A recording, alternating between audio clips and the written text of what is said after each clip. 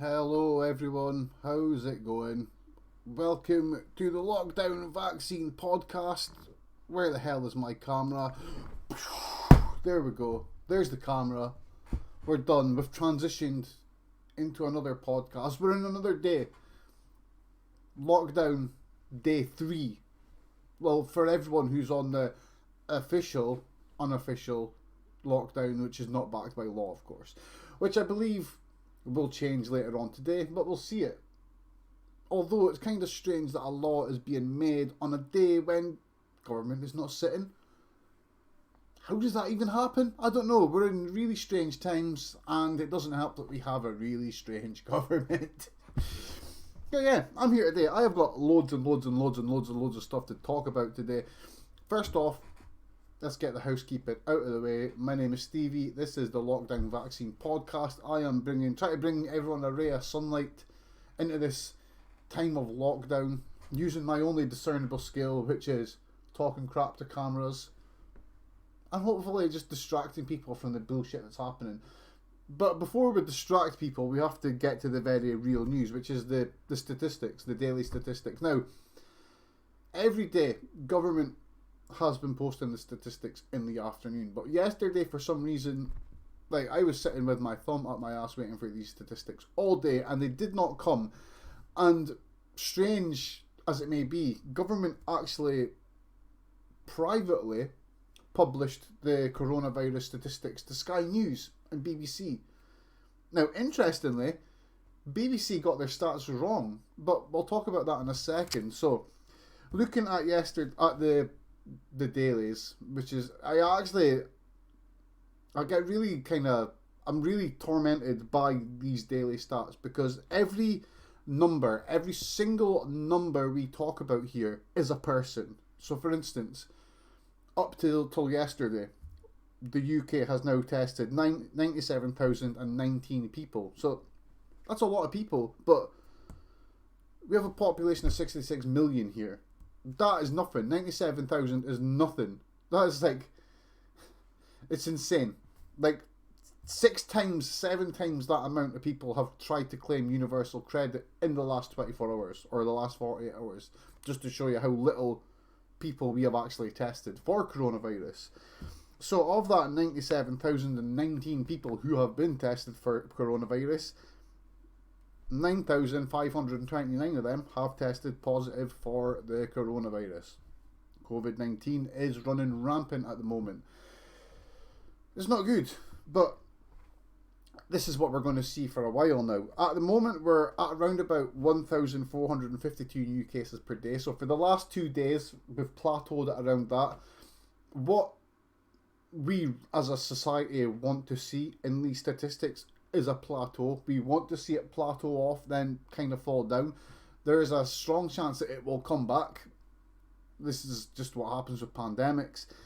But hopefully the more plateaus we get, that is, like they say, that is flattening the curve. And the more of these curve flattening instances we get, the more sunlight we have in this murky world of pandemic that we're in just now.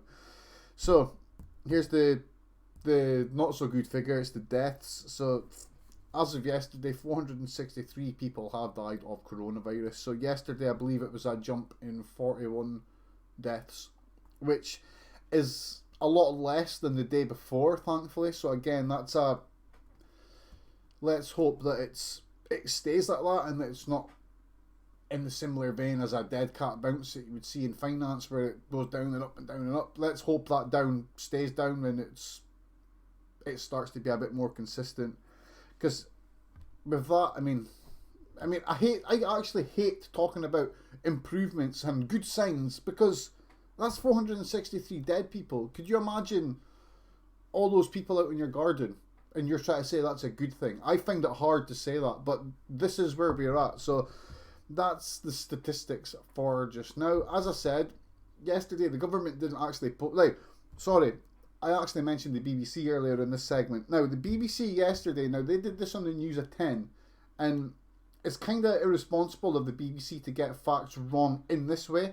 So, I've seen people questioning, is it on purpose or is it deliberate, or BBC massaging the figures?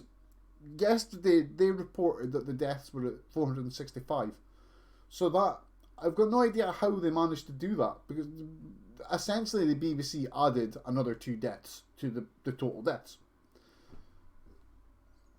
I've got no explanation for that. I don't work within the BBC, so I've got no way of actually checking that or knowing what the hell happened.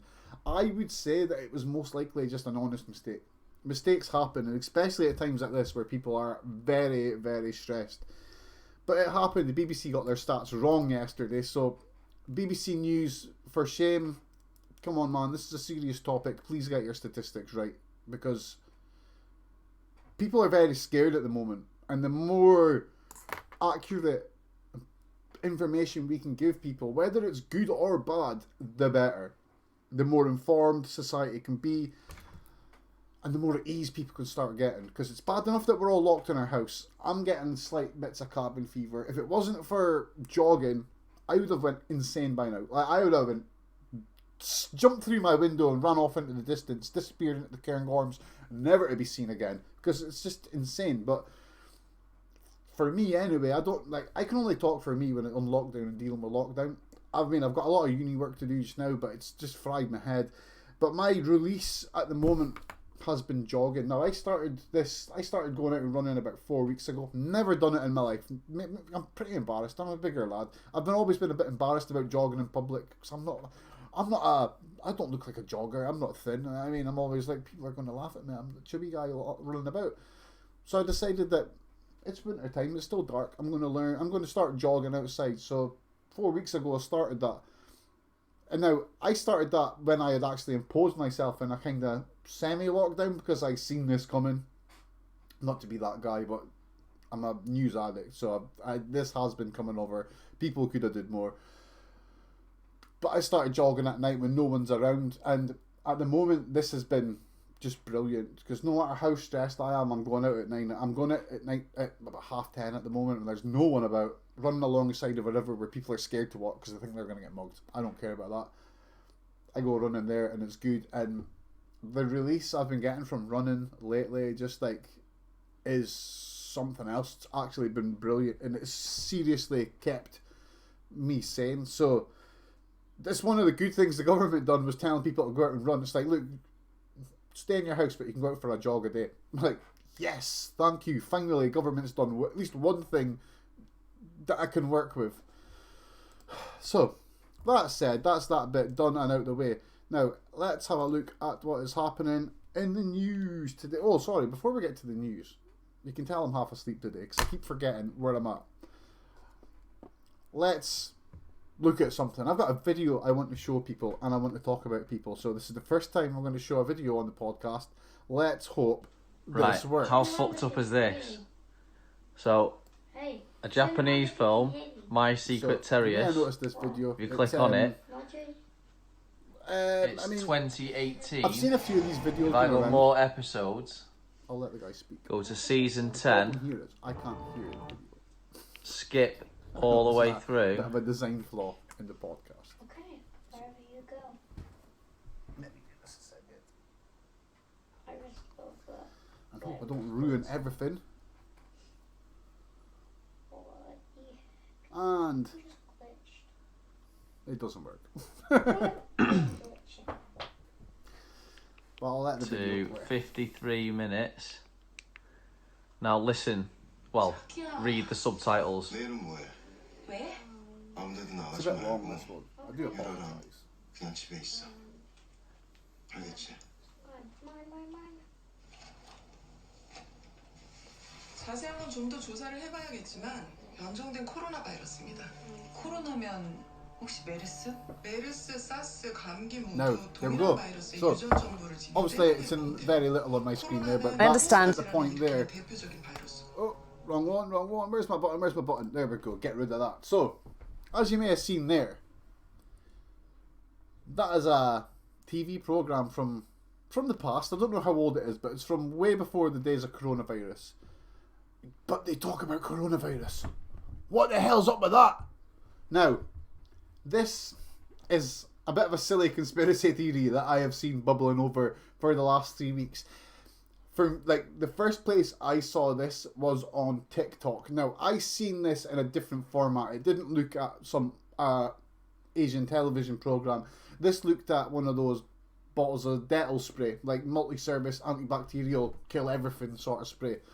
And on the back of that it said it kills coronaviruses. Now people, mainly American people, took this and remembered it. They were like, hold up man, why does this say that it's got the how can this fight the coronavirus when the coronavirus has only just started?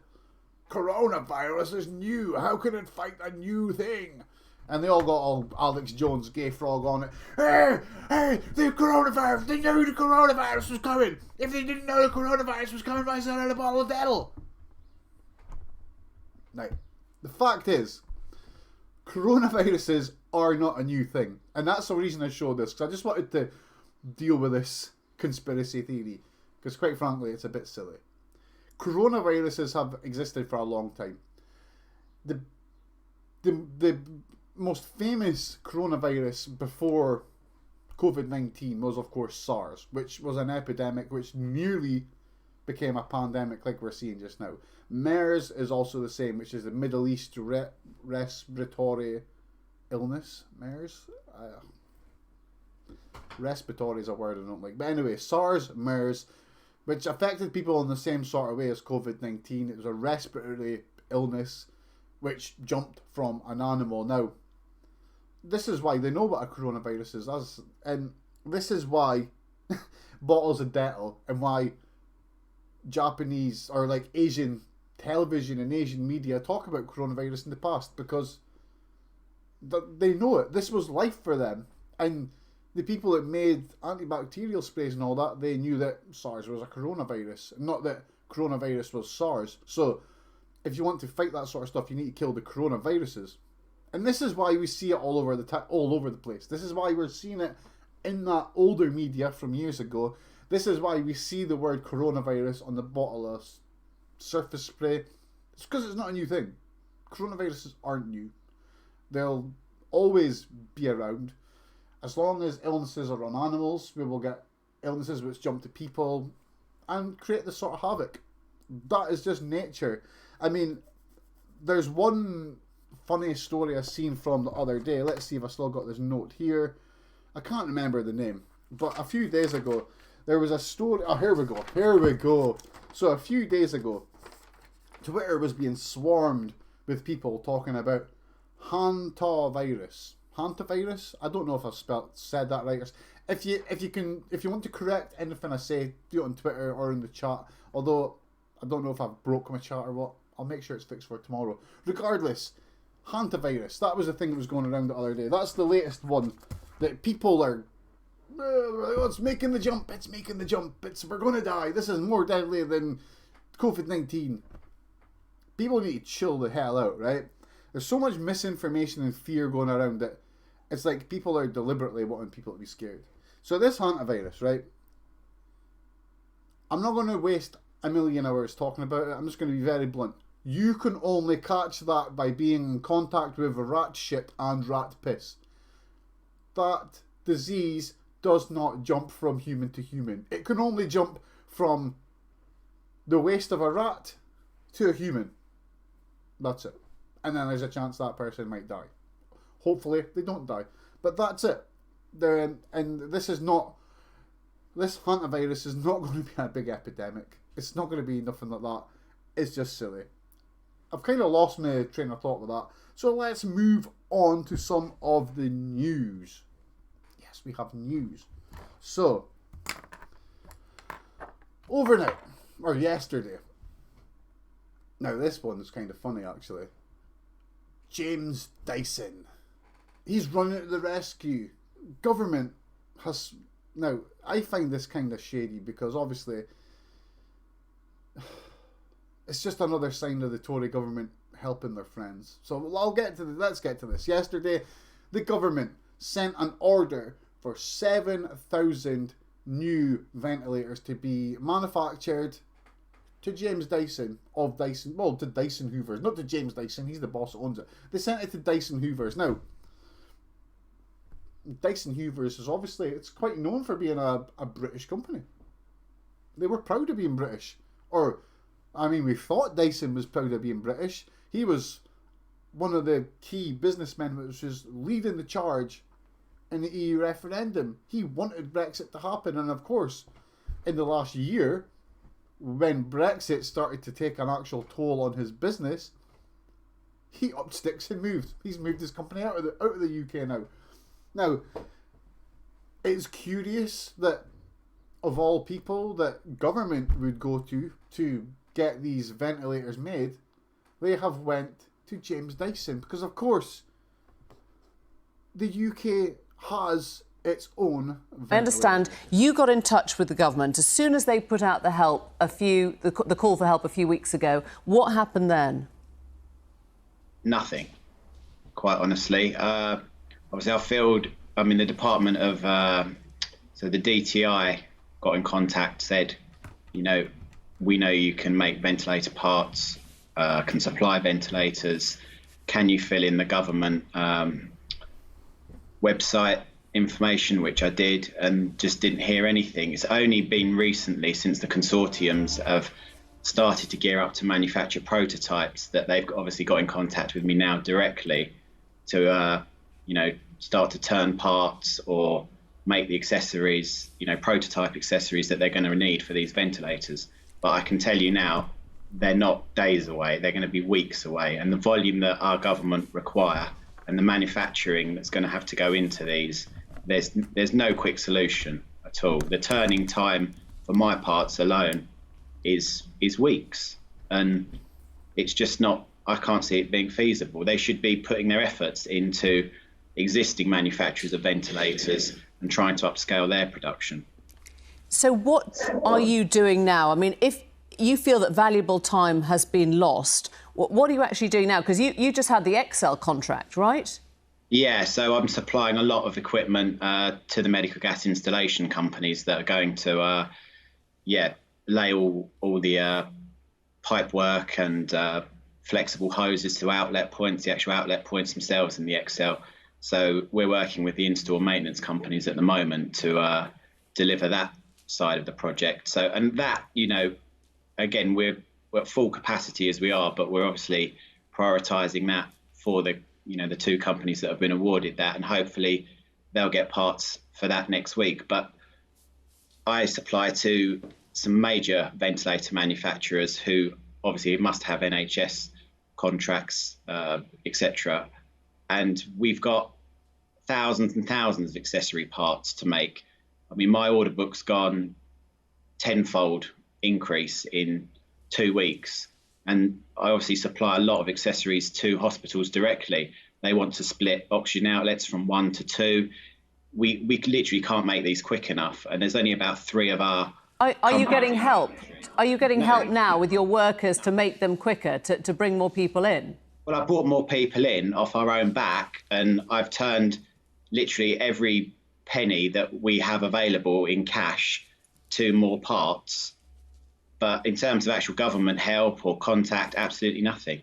They've gone and ploughed loads of money into big consortiums to try and, make a cheap makeshift ventilator, which is fair enough. But really, they should have gone and given funding to existing ventilator manufacturers and existing companies like us who could just upscale quicker. I guess the government could turn around and say, look, there are other companies, Okay, so I'm gonna cut that there, because the simple fact is, I don't know what's happening. I couldn't hear the video playing there, but I know what's happening. Essentially, as you will have seen there, the UK has companies who specifically make ventilators for medical use, to keep people alive, because we need to breathe. But instead of Boris Johnson and his government going to the people, the experts, the people who literally make ventilators all the time, he's went to one of his buddies. He's went to one of the Brexit donors. Yet again, this is an example of how Boris Johnson acts, and Boris Johnson's drive as a Prime Minister. He is driven with Brexit. Like, even now, even with everything he is doing in trying to fight coronavirus, he is using his Brexit alignment, so to speak, as his driver. I mean, when Boris became Prime Minister, it was very known that obviously he was at the head of the Vote Leave, the Leave campaign in the EU referendum. Now, people that donated to that, and the same people that donate to the Tory party, like I think it's Christian Odey is his name, they made millions from Brexit. And he's just made millions from coronavirus by betting against companies, right? Now, one of the... let me see, what's the word? One of the theories, possibly a conspiracy theory, but a theory nonetheless, with Boris Johnson and Odey and the people who have been like people like Nigel Farage, who heavily advocated for Brexit, is that there were bets placed, so to speak, financial bets, shorts as they call them, and it's a story that's floated around for a while that if Britain dropped out of the EU, like no deal, hard Brexit, then people like Odey and all that will make a shitload of money.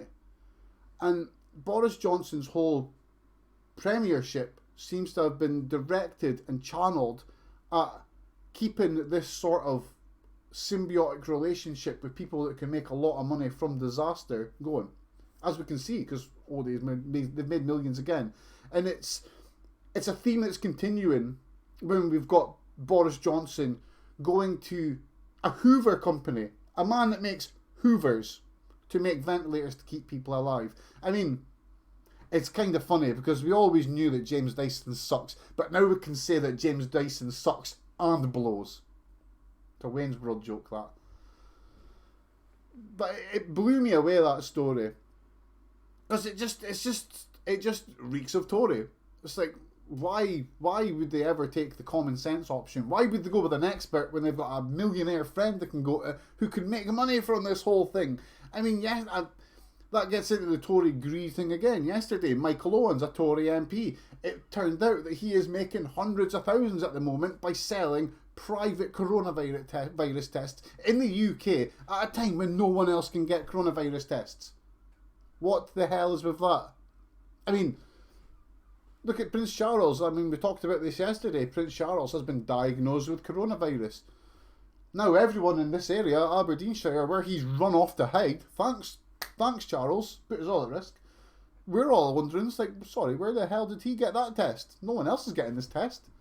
But yeah, it's quite annoying and frustrating that Charles had to probably drive within half a mile of my house to get to where he's going to hide with coronavirus, dragging it through the country, dragging it from London, flying it up to Aberdeen Airport, taking it through Aberdeen Airport, through Aberdeen, out the Lower Deeside Road, all the way to Balmoral, infecting as many people as he doesn't care about. I mean, who knows how much people we don't know if he's even affected one person. I mean, although, going by the words that were said yesterday, now I talked about this yesterday, I would say it looks like the Queen has maybe been infected by this.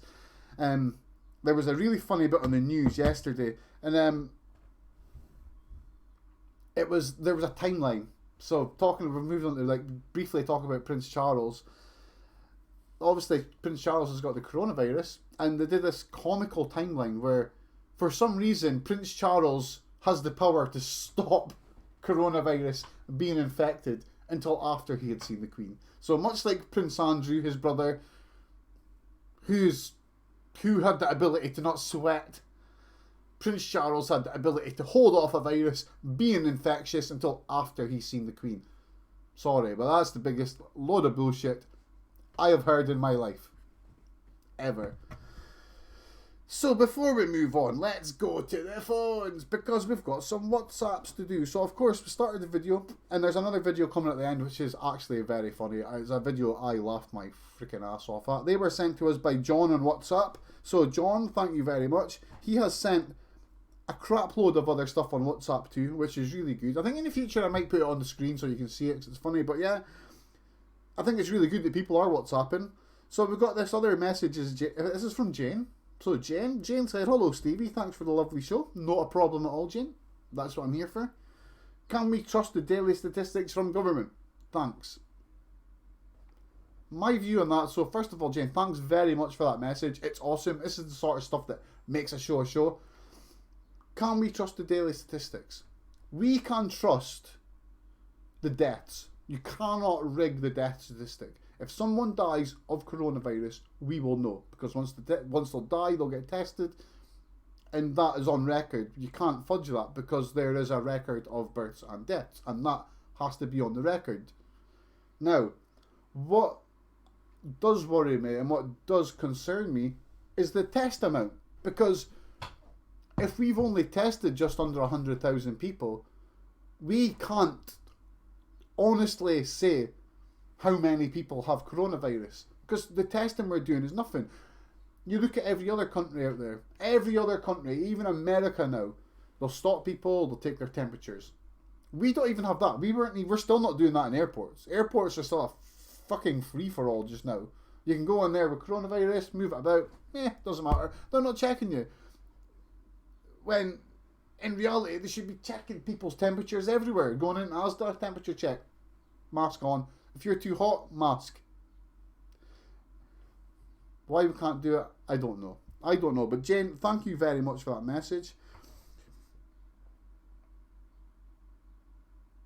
Oh, now here's one that I've been asked. This is from an anonymous source. I believe it's a postie. So, now, on posties very quickly, people are doing this thing, clap for the NHS, clap for carers, show your support for people that are putting their lives on the line and risking life, and I am totally up for that. I don't really agree with clapping for the NHS.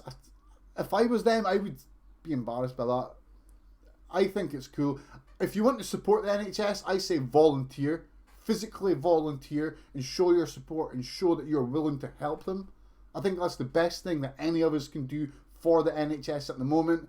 I think standing at your window and clapping, it's a lovely gesture. You can do it if you want, but at the end of the day, it's virtue signalling, and claps do not cure coronavirus. If you want to help the fight against coronavirus, volunteer. But yeah, a group that is being ignored by everyone is the posties.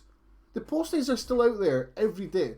And now, this is not the first postie I have spoke to on this topic, but I can't say much because I've been told they don't really want to report it because no one wants to rock boats at the moment. But posties aren't getting checked. It's like they're coming to, like, I've heard stories from different post offices around the UK of posties coming to work, working their shift, then telling their boss that I'm actually feeling the symptoms, and then not being in the next day. But that means for that whole day that postie was in. So now posties are getting a lot of good advice from the union, CWU. They're being told they're not allowed to go in vans. So half your posties at the moment are having to walk their entire rounds without a van, which is savage because posties do a lot of work walking and carrying as it is. But now only one person per van. That means that some people are not even allowed to use a van. And just with that, we're being told, this postie here tells us, like, don't come near the postie. And rightfully so, posties are getting nervous. I believe at the moment, the guidance that the posties are getting for dealing with people is that if they've got a parcel for anyone, they're putting it on the doorstep, knocking doors, step back, right? So, if you're getting anything if you're expecting a parcel, you hear a knock at the door, don't rush out and try and grab it from the postie. Please don't do that, because it just screws everything up. They're being told not to do that, and we should be using our common sense and not doing that. If the postie is there, it's a knock at the door, they've got a parcel, just let them put it down. Take a step back, let them do it, and just don't come near them. Don't go near the posties. Not that they're ill, but the posties have got to work the same as everyone else. The post people are they're literally on the front line of this, with just as little protection as the NHS. I mean, the NHS have probably got it a little bit worse, as they are literally surrounded by ill people 24/7. But please, let's not forget about the posties, because at the moment, they are keeping this country communicating. And that's all for the messages at the moment. And as I said, if you want to contribute, if you want to send me a message to read out in the podcast, if you've got a question for me, I'll try and answer it. If you've got an opinion, I will read it. If you've got a joke, as you've already seen, and as you'll see at the end, I will play it. Contact me on WhatsApp. The number is 07752 973 742. I'm reading it off a bit of paper. As you can see down there, it is on the screen. The number is open. Go nuts. People have started, and it is awesome. And if you want to send a message out to everyone, if you want to do anything like that, send me a message. Go for it. It's an open line. Go for it. And hopefully by next week, we'll have that ability to do phone-ins. And then people can phone in the show. And it'll be an even more interactive experience. And every morning we can get together, we can chat shit, and I'll get angry and act like an over-animated idiot for everyone's leisure and pleasure, because life's got a lot of bad shit going on at the moment, and we need to smile.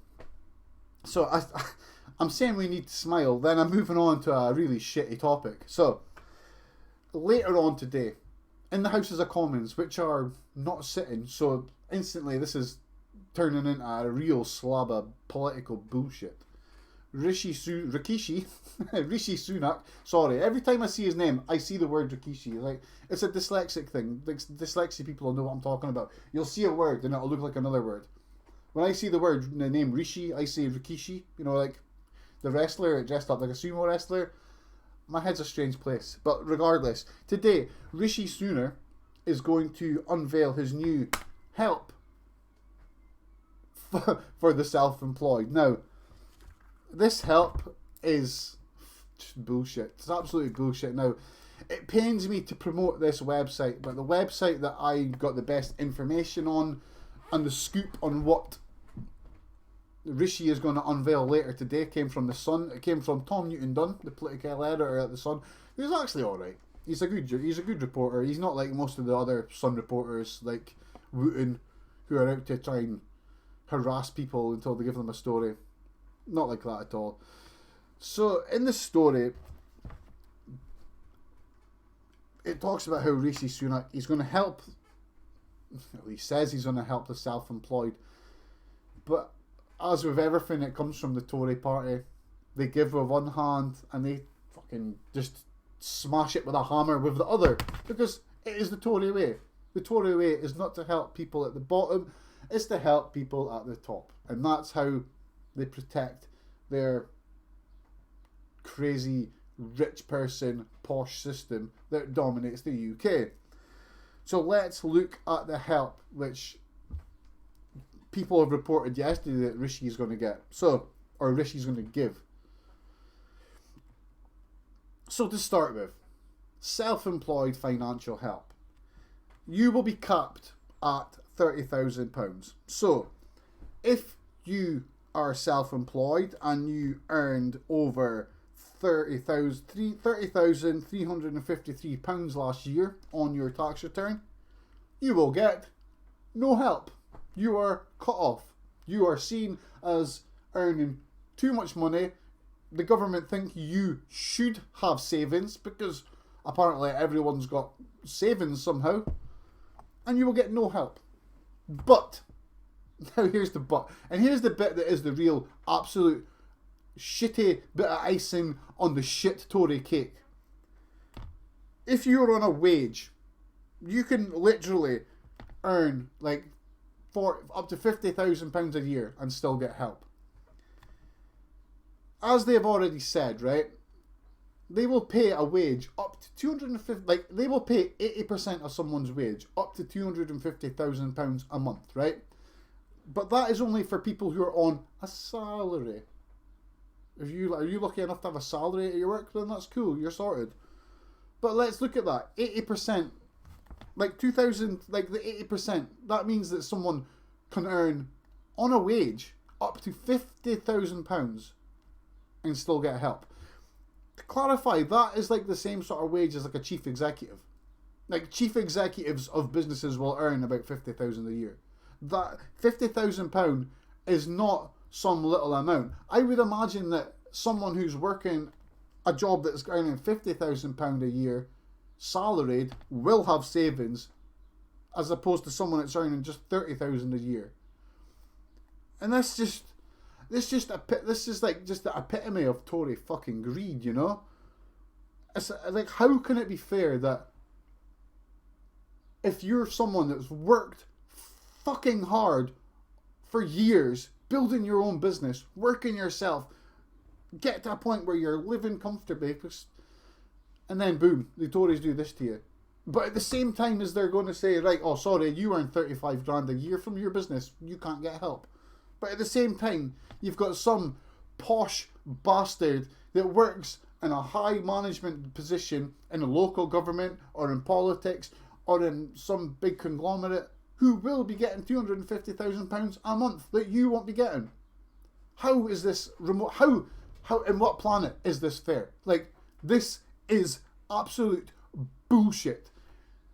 Whoever thought that it's fair to just cut off the self-employed wages like that whilst still paying wages to chief executives, managers of companies, is mental. And further to this, and this is the bit that really gets me, because this is the bit that affects me directly, is that the lack of help for people who are gig economy workers, 0 hours or casual, right? So my personal situation before this shit kicked off, I'm a full-time student, right? So I get a tiny amount from SAS and from student loans to help me go. It is not enough to live on. So to live, I need to have a part-time job. Now, for some reason in Aberdeen City, finding a part-time job is one of the hardest things you will ever do. It took me literally like a year to find a part-time job. And the only part-time jobs that were on offer were self-employed or gig economy. So I had to go with a gig economy job. So they say it's casual. Casual is just code. It's just old school words for 0 hour. There is no hours in my contract. I worked as much hours as I booked, right? So before this thing started, I had months of work booked. Like every big event that was happening in Aberdeen's Tekka, P&G Arena, I would have been working at. Because that's what I do. I was an event steward. That's how I earned my part-time money.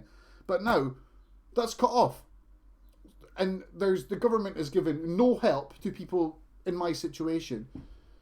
So I'm literally screwed at the moment. Like, I've got no idea how I can actually claim any money from the system. I've got no idea how I can get any sort of financial help.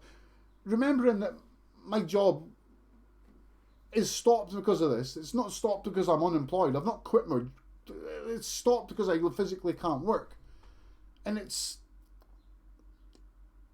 makes me wonder, if I had hair I would pull it out. Because I just don't understand why people like me, the self-employed, everyone else, why are we getting treated like shit like this? Is it because that we're the people that would historically not vote Tory? Because quite frankly, that's what I feel it is. You look at the amounts, like the people that are self-employed, the grafters. Now, in the last election, many of them were duped into voting Tory because they were scared into thinking that Labour were going to screw over people that were trying to make their own money, which was just horrible bullshit. And now they're getting absolutely screwed over more than anything. And it just feels like the Tories are, like with this whole thing, like how they will still pay money to people that are earning up to 50k, but they'll stop everyone else at 30k. And there's just the total obliteration and fucking off of people like me is that they know that the people that are fucking off won't vote Tory. And they're taking that gamble. And they're trying to give the money to the people they think are their people. They're giving the money to the other Tory, the people who may vote Tory, and the people in prominence who will continue to back up the rhetoric and the plans and the bullshit that come out of number 10. I don't know what's going to happen with this. I hope, but I have got, like I say I hope, but I live in complete reality that Rishi Sunak is not going to do nothing to help us. The government's not going to help us, and all I can do now is this. Like, literally all I can do now is just try and make content, make media, and hope that one of these videos catches on and something comes of it. And that somehow I can earn some money from this. Because at the moment, like before this even happened, I was looking for another job, like to such a point where if I found a good full-time job, I'd probably just ditch uni and just take the degree.